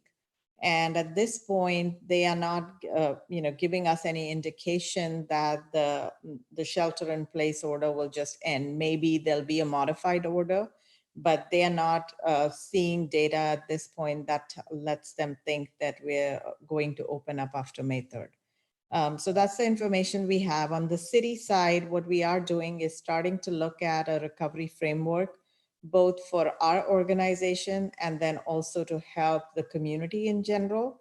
So we will have some guidelines, and this is based on kind of federal, state, regional level guidelines as to indicators, key indicators to look for, and then how we should be planning coming back. But when that exact time to come back is going to be, it's going to be hard. I mean, as you know, the state has put out 6 indicators. The county is asking us to look at certain data. So we'll be taking all that into account as we, again, look at our organization, the employees, the workforce in the city, but then also providing guidance to others in the community, including the business community. But I would say most of the direction comes from the public health office in the county, because we are not equipped to make those kind of decisions. Could you get that information from the county, since we pay money to the county, I guess, in some way? And so the county should be, what I would say, should in some way be responsive to Milpitas, because we have to know when we could open our economy. And that's part of the data that we need in order to open the economy. So we can't just go ahead and open Milpitas without having this data. Right, and I think the county has indicated that for them to open things up, and again, it's not just going to be open up everything immediately. There is going to be a phase ramp up. Yeah. But what they have indicated is they need to see 14 consecutive days of cases decrease, number of cases decreasing. That hasn't happened yet. And could Milpitas get access to that data, and could you provide it to the economy, to this Yes. Economic Development Commission? Could this data be provided to us? So the county has several dashboards, so we'd be happy to send you a link. You can access it directly at the county website or even our city website. We have a special COVID-19 webpage, and there's a lot of resources there. But yeah, we'd be happy to send you a link. The county has dashboards, a number of cases broken down by a lot of different criteria. And then also on testing and hospital capacity, special look at kind of long-term, nursing homes, because that is a high number of cases. So there's a lot of great information on the county. They update it every day. So we can send you a link. Is it possible to ask them to break it down by city or give Milpitas their own data as well? Ashwini, is it okay if I jump in? Sure. Awesome, thank you. Thank you so much, Commissioner, for your question. And so I understand the data that I definitely hear your concern, and I thank you for asking this question. This has been a question that has not only been asked by myself, but I know other representatives. And so I do want to share with this committee that COVID-19 is a very sensitive topic on once you get diagnosed with it due to HIPAA and other health confidentiality laws that the county is addressing. And so the kind of data that you're looking for at this moment, the dashboard does not provide a specific Milpitas breakdown with race and so forth, but it does provide data on overall numbers. So that's how we know that we have those 66 cases. But I definitely wanted to share that information with you to know that we are asking the county, and I will also be very genuine with this conversation that, confidentiality of COVID-19 is our top priority to ensure that that those who have been diagnosed, that they're safe and that their information is kept from public. So we have been told that when this information does come down, it just depends on, again, the health, HIPAA and all this other great stuff that does protect our information on how that's going to be shared. And so we'll keep you updated. When I say we, our office, we'll keep you updated, and I'm sure that staff also jumps on these calls. And so I invite you as well to look at the dashboard. And then if you have any additional questions, bring them back down to Ashwini or myself, and we'll make sure that we give you the information as best as we can. Thank you. Question concerns all businesses in Milpitas, because if we don't have that data, if Milpitas is flattening our own curve, then maybe Santa Clara could be flattening their curve, but maybe there's a spike in Milpitas which you don't know about. So maybe Santa Clara could open, but we cannot open because we don't know, we may have a spike. So if Milpitas doesn't have that data, Milpitas is in the dark. Correct. And so I hear your feedback. But please know that we do have the data on overall numbers. So the overall numbers of positive COVID-19 is available, and it's available on the dashboard. So you definitely, again, I invite you to visit the dashboard. And then once you visit the dashboard, if you have any additional questions, just give me a call and I'll make sure to address them. Thank you. Yeah, but the problem is we don't have a Milpitas data. That's the problem. Yes, the Milpitas data is on the dashboard. Oh, the Milpitas data is there? Yes. So we could tell whether we're flattening our curve or not? You could tell the number. Yes. So you could do it in itself. So the data is updated at least every other day I've seen. And so you could go back on the numbers, and then you could see the numbers right now are going up, if that's your question. So our numbers are going up, not a lot, but they are going up a little at a time. So that is why council has made direction, things like, the business, making sure you're wearing face coverings when you go to businesses and so forth. So we hope to see that data that you're looking for in the next, we hope to see it soon. But please know that those are conversations that we're having with the county. Could we have that on the Milpitas city website? Or just at least the Economic Development Commission could have that website available. Yes, Ashwini's gonna send you the email. I mean the web link for the dashboard. Absolutely. Okay, I look forward to that. Okay, thank you very much. Yeah, of course. Not anytime. I have some other questions, but that was just the first one because I know we're dealing with the COVID virus right now. Do you have what you call it? I would say statistics as to see how your presentation was fantastic. Believe me, I really enjoyed it. However, I was wondering if are there stats to show for other similar cities like Cupertino, Santa Clara, etc.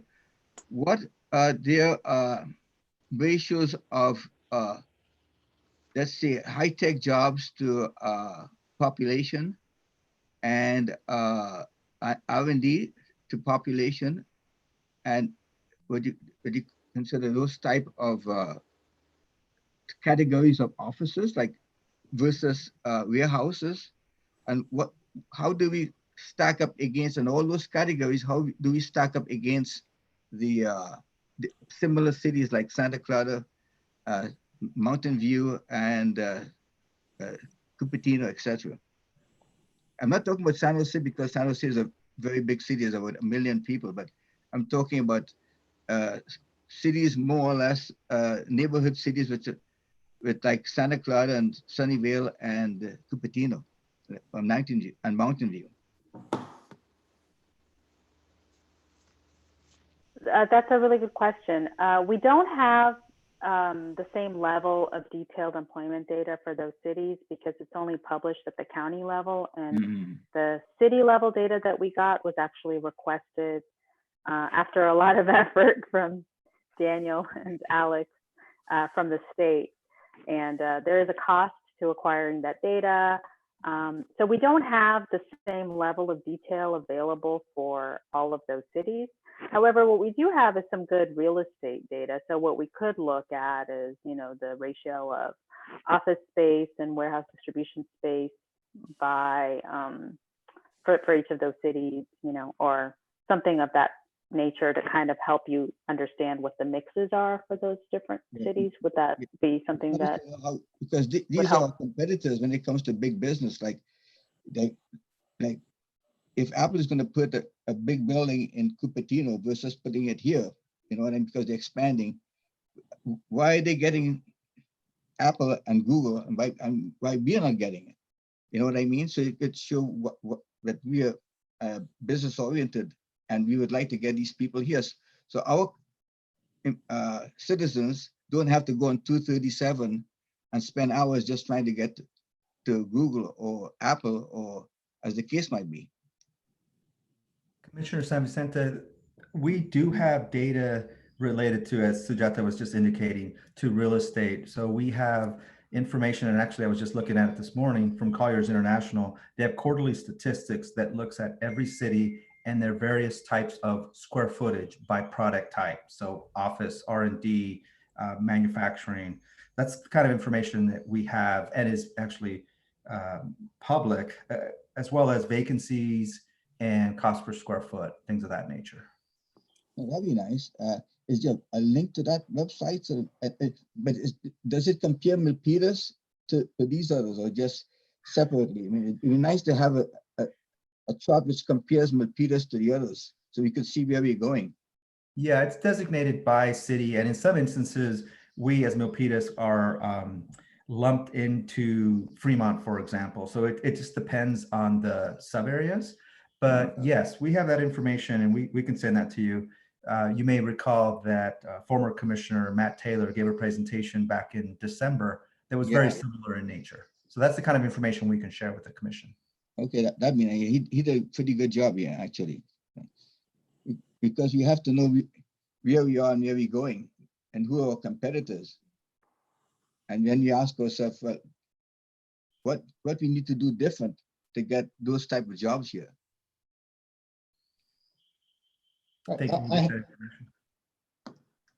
have another question. So I understand that what is what we're supposed to do today is to recommend to the city council this proposal that was put in place. And with our, there's 99 pages to this proposal. So what is the city council supposed to understand from our recommendation to move forward?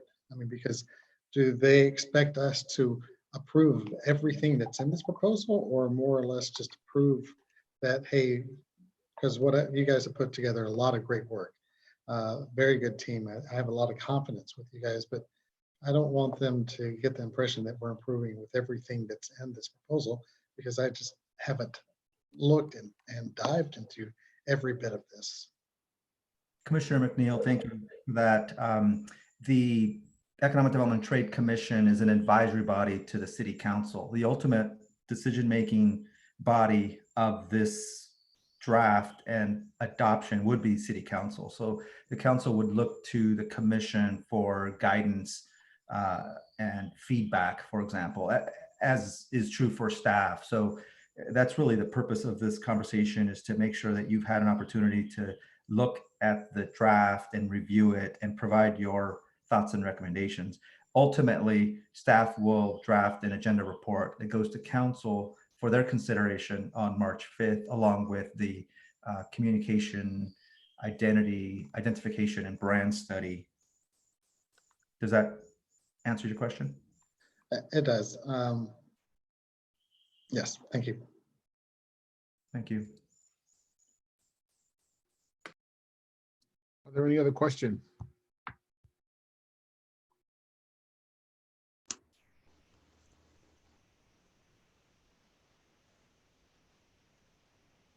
Alex, could you, if you don't mind, could you share a little bit as we prepare to move to the next topic about this process when you came into the city on this work, and where you see it as one of the milestones in terms of your work, and where you see it moving forward afterwards?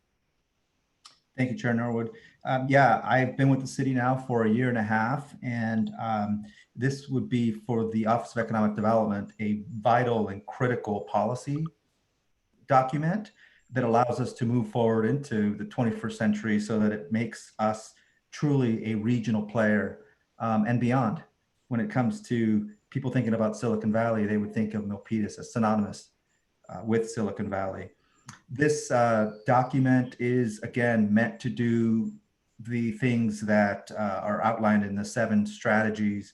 We're obviously in a position with this pandemic where we have to pivot a little bit, and we'll probably have to focus more, I would think, on reopening the economy and putting people back to work, meaning the workforce development and education piece is critical at this point in time.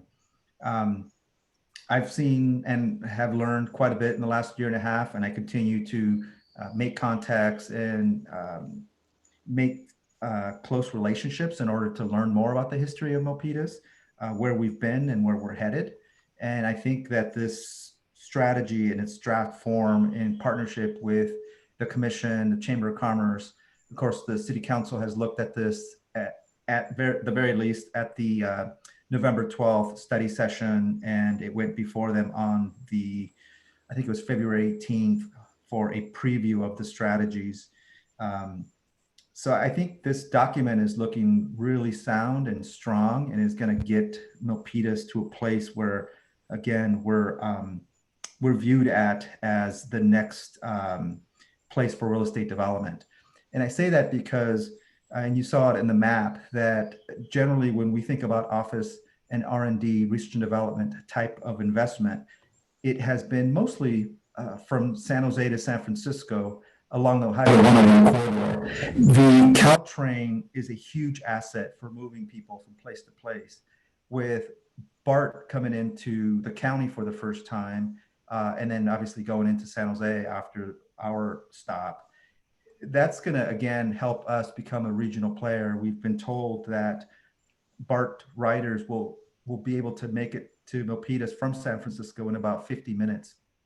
And we've been told that when everything is ready to go, that we could expect up to 10,000 daily riders Monday through Friday. So we have an amazing opportunity to ensure that we diversify our economy, we're starting to see investment by the tech companies that are finally going into North San Jose on North First Street. We're starting to see that investment inch up toward Milpitas. And so at this point, we only have one Class A office in Milpitas, but it is a low cost place and opportunity for investment. And I think that we're poised for that kind of investment in the very near term as development continues to move eastbound from the Highway 101 corridor and along the 237 corridor toward Milpitas. So I feel we're very well positioned to be a major regional player. Thank you. Thank you very much. That's good news. We, there's one of the things as we, quickly move towards, let's see what else is on the agenda after this. I believe this is the only agenda item. This is the only agenda item. I did a little bit of research, and it talks about how the Bay Area responds during a crisis. And one of the things, if you even Googled, Bay Area crisis response, you'll see some articles out there that talk about Bay Area always finds a way to innovate during times of crisis. They find ways to do things better than they were doing them before. They look retrospectively, they look towards the future and how they can do things better.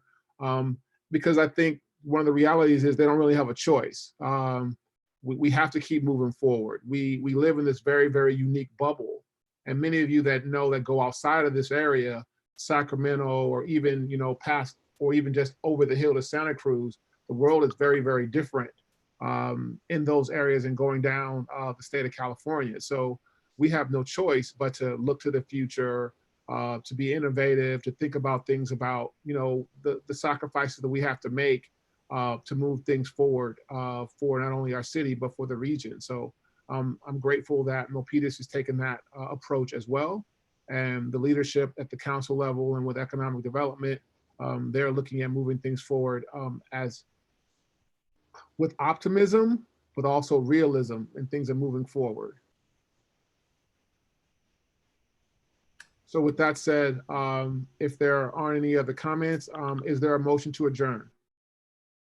Don't we vote to move? You know what, you're right, I got excited. I do have one. Do we vote on that? I've got. Commissioner Right, Casey? I was just going to make sure that we can go down the line to listen to every council member or every commissioner rather. I feel like the feedback that we received is good. It is a little bit light, and I would say that if you have thoughts that you want to make sure are presented to council, this is that time. So I do have a question. So you have in your action item or implementation actions timeframe. So were those timeframes put into account before the COVID-19? And if so, do we need to make changes to some of the timeframes? Yeah, so initially the answer to your question was yes, they were put forth in place prior to COVID-19. However, Sujata, Derek, and Evelyn have been modifying that, and she mentioned that in her presentation. So going back to Chair Norwood's comment about being optimistic and realistic, we need to make sure that we're both, but we need to be realistic. So that's why we have had to shift some of our strategies further out, because COVID-19's response is going to require more, as I indicated just a little while ago, more assistance to our small business community, more workforce development, making sure that we get people back to work and that we reopen the economy in a very safe fashion so that we don't have another spike when it comes to COVID-19. So we want to make sure to inform and educate our business community and our workforce. So I would say yes, we are definitely taking COVID-19 into account. With that, I would look to Sujata to see if she has anything else to share in this respect. Yeah, I think that's a really important point. We actually did push a lot of things out so that most of the items are not within this next year. I think some of the exceptions might be a couple of the convenings that we thought could potentially proceed. And then, you know, I didn't cover this in my presentation, and I probably should have, but there are some performance metrics that we're also proposing. And I think the performance metrics are related to how much outreach the Office of Economic Development does and how many of these convenings they hold. And I think the setting of the actual targets of how many meetings and at what point in time, there's still some flexibility there too, in terms of work planning. So we know what the metrics need to be, but whether in 2021, it's reasonable to have 3 convenings or 2 convenings, that's something that can be worked out through the department work planning process.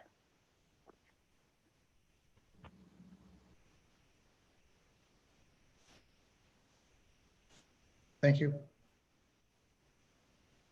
Thank you, Sujata. Alex, as you mentioned, the assistance we are going to provide to the local business community, have you underlined, or do we have any information, more information on that? What kind of assistance we are going to give to the small businesses? Small businesses.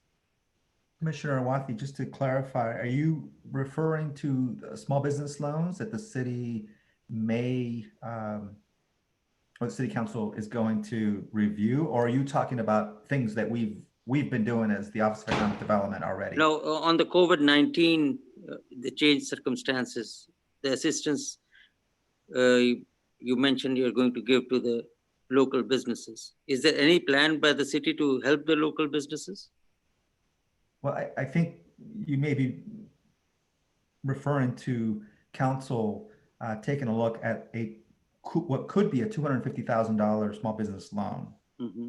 And so today's work is related to better understanding the mechanics of how that works. Generally, cities aren't in the business of loans in this fashion, but as you've indicated, we're in an emergency situation. So obviously we want to assist our business community as we see this as an investment.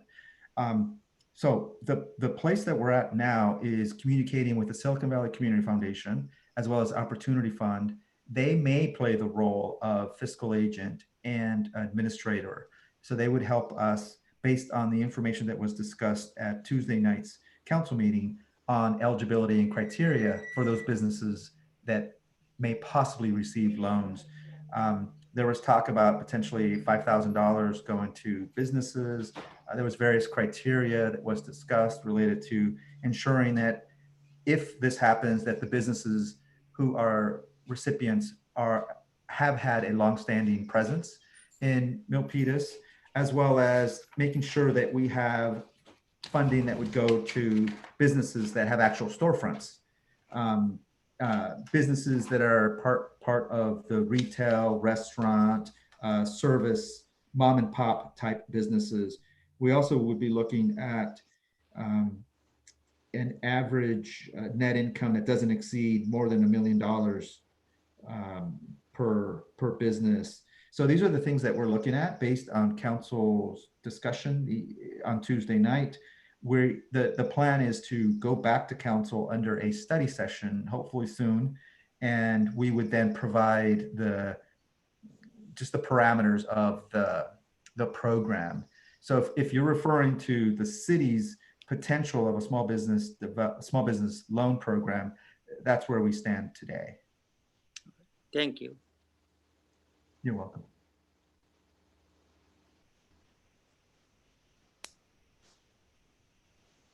I have a question for Ashwini. You know, the 99 pages covers just about everything you can think of. What kind of process happens, you know, once you receive and accept the report? What kind of process is there to complete? A lot of those projects are, well, they're all important, but there's got to be some kind of priority and a calendar. And about how long does that process take place for you to get into action with what you want to act on? Does that make sense? Yeah, and I'll respond, and Alex and others may want to add to it because they're a lot closer to the plan, the strategy itself. But in general, any decisions are typically made through the budget process. So when something like this comes forward, we want to make sure that in our annual budget process, we include whatever resources, funding, staffing that would be needed based on the priorities. Now, as both Alex and Sujata mentioned, when this plan was initiated, it was a different environment, different fiscal environment. So I think the first year, as they talked about, the focus is really going to be quite different. It's going to be about making sure that we can help our business community and really look at impacts, how to mitigate impacts from COVID-19. So what that may require is some of the under those 7 strategies, there were many sub-strategies. We're going to have to prioritize those and see, like year 1, what can we realistically do? And then most of it may go year 2 and beyond.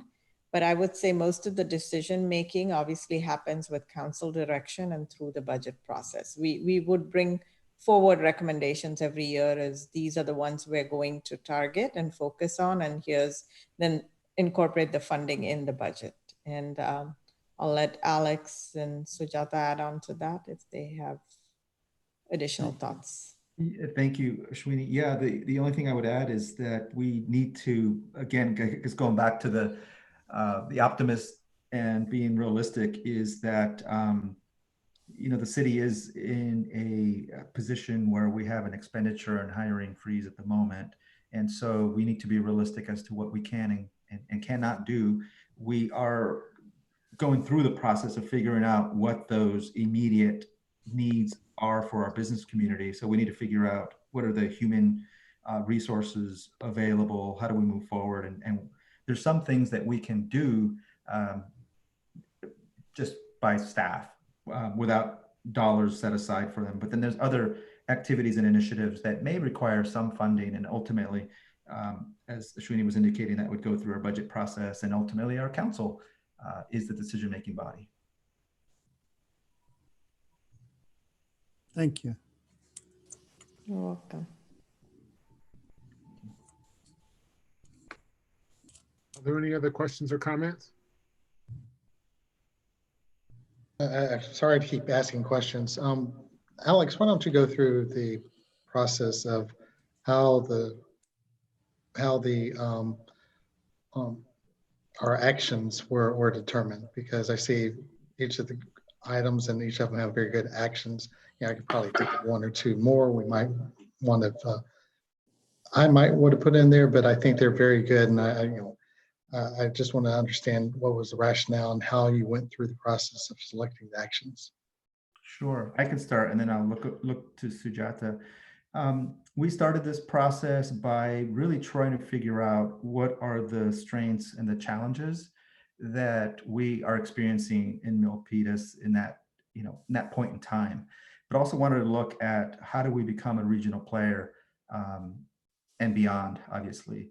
So through research and analysis, we have a contract with the state's employment department. So we were able to get some confidential information just to better understand who's in our backyard and how are they functioning, as well as information that came from the Economic Development and Trade Commission, various stakeholder group meetings, of which I think we had 7 or so, as well as community engagement. We had a community workshop on October 24th. So lots of learning from the community, and as well as just the general expertise from the Office of Economic Development. And then of course, the partnership with our consultant. We went through a comprehensive request for proposals, and ultimately they were the best qualified consultant. And it came through the Economic Development and Trade Commission for review, and then ultimately council approved them as the consultant. So a lot of learning, I would say, and obviously checking in with our experts in real estate, the business community, people in education and workforce, which encompasses those stakeholder groups. And I think I'll leave it to Sujata to give you more information as to some of the learnings related to those stakeholder groups. But it was a very rich dialogue and learning process for us to ensure that not only is it a data-driven process, but we're learning from the community and our council as well, obviously, as we propose this initiative to move forward. Sujata, I would like to...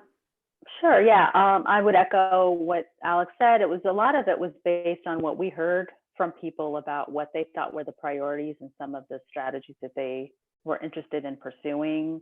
So for example, you know, and then vetted in terms of reality and what we think is verifiable needs and priorities for the city. Some of it was building on some of the lessons learned from other communities that have, you know, done some of these same kinds of strategies in different places. But that said, I mean, there are always opportunities to enhance some of the implementation actions. What we strive to do is make sure that every implementation action is something that is really clear and achievable. And you know who's going to do it, you know when it's supposed to be happening, and there's some accountability there in terms of being able to track it.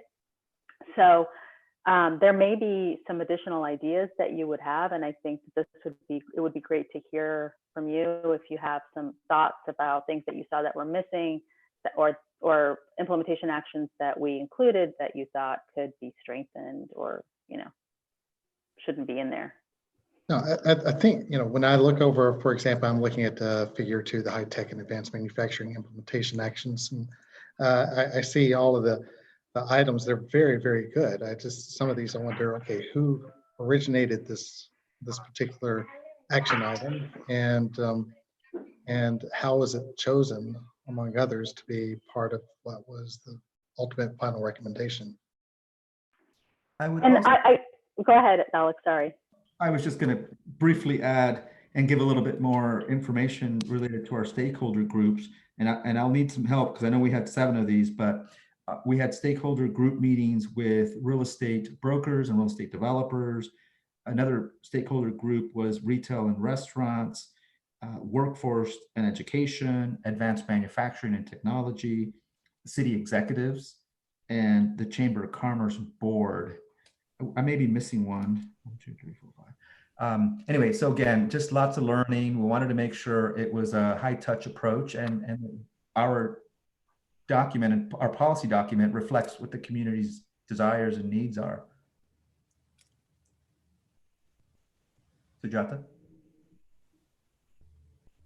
Yeah, I think that's basically the approach we took was, you know, pulling together a lot of the input that we got from the industry leaders who really understand what is needed in different kinds of sectors and where the opportunities are as we see it in the data and in the analysis that we did.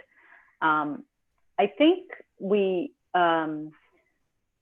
also tried to be realistic about what we thought made sense for a city economic development strategy. I mean, there are a lot of things that cities don't control, like tax policy at the state level, right?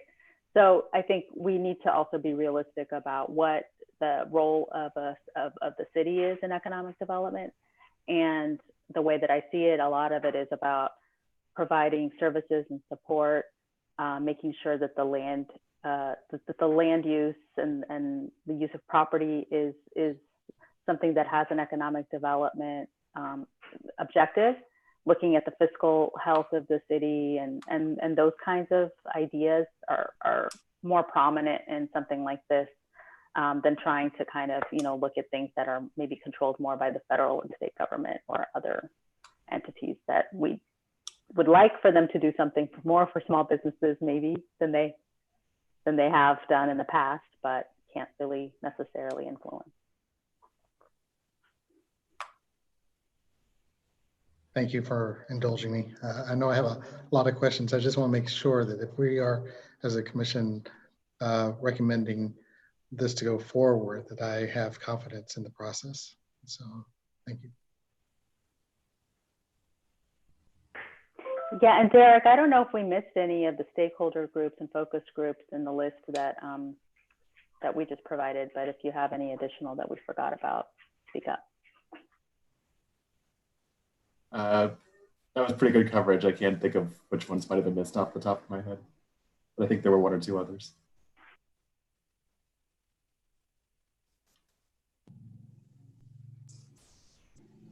Okay. So this is an action item. Is there a motion?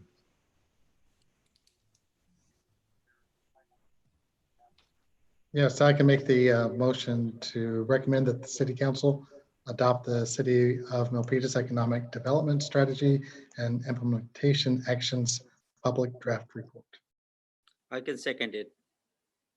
We have a motion from Commissioner Casey, and we have a second from alternate Commissioner Deepak. All those in favor? Aye. Aye. Any opposed? Seeing none, motion carries. Congratulations, city team, for this milestone. Thank you. Thank you. Fantastic work. Thank you. And with that said, next item is there a motion for adjournment? Yeah. Commissioner Victor provides the motion for adjournment. Is there a second? I second the motion to adjourn. We have Commissioner Indigit who seconded the motion. We have a motion and a second. All those in favor? Aye. Aye. Aye. Okay. Any opposed? Seeing none, motion adjourned. Motion carries. Meeting adjourned. Thank you. Thank you. Thank you, so much. everybody. Great job, Chris. Work. Thanks. All right. Thank you. Thank you, Great Councilor. job, everyone. Absolutely fantastic. And thanks to the city team. Thanks a lot. Later. Great job, guys. Thank you.